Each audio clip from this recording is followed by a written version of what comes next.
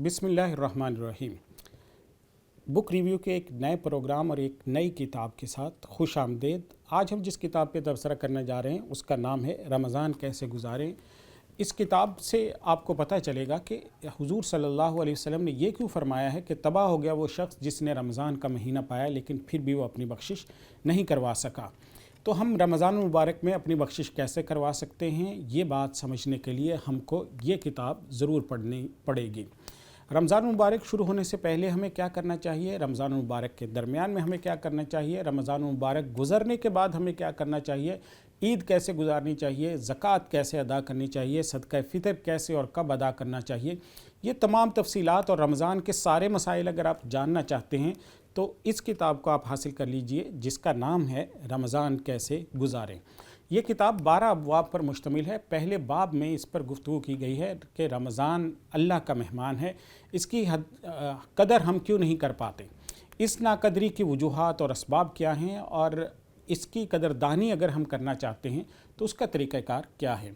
दूसरे बाब में तौबा की तरगीब दिलाने वाली अहादीस, वाक़यात और हिकायात और कहानियाँ ज़िक्र की गई हैं जिनसे ये तरगीब मिलती है कि हमें रमज़ान के महीने में तौबा की तरफ आना चाहिए।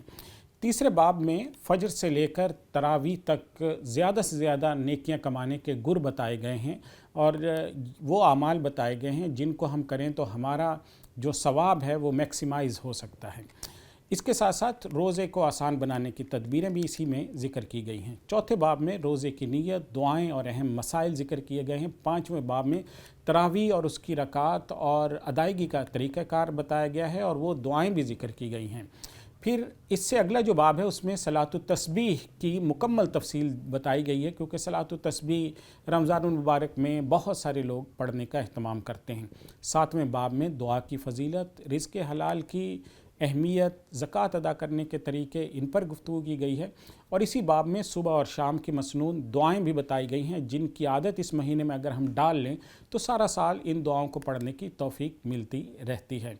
आठवें बाब बहुत अहम है और उस बाब में अकाबिर उलमाए कराम, बुज़ुर्गान दीन और हमारे असलाफ़ के वो रोशन वाक़यात ज़िक्र किए गए हैं कि वो रमज़ान के मुबारक लम्हात को कैसे कीमती बनाते थे। इसके बाद मसनून एतकाफ़ कैसे बैठा जाता है उससे मुतल्लिक़ तमाम मसाइल भी ज़िक्र कर दिए गए हैं। 10वें बाब में शब कदर की तलाश कैसे की जाती है, इसी तरह फ़िदिया कैसे देना होता है, रमज़ान में सदका किस तरह से हम कर सकते हैं, ज़कात के मसाइल जो हैं वो ज़िक्र किए गए हैं।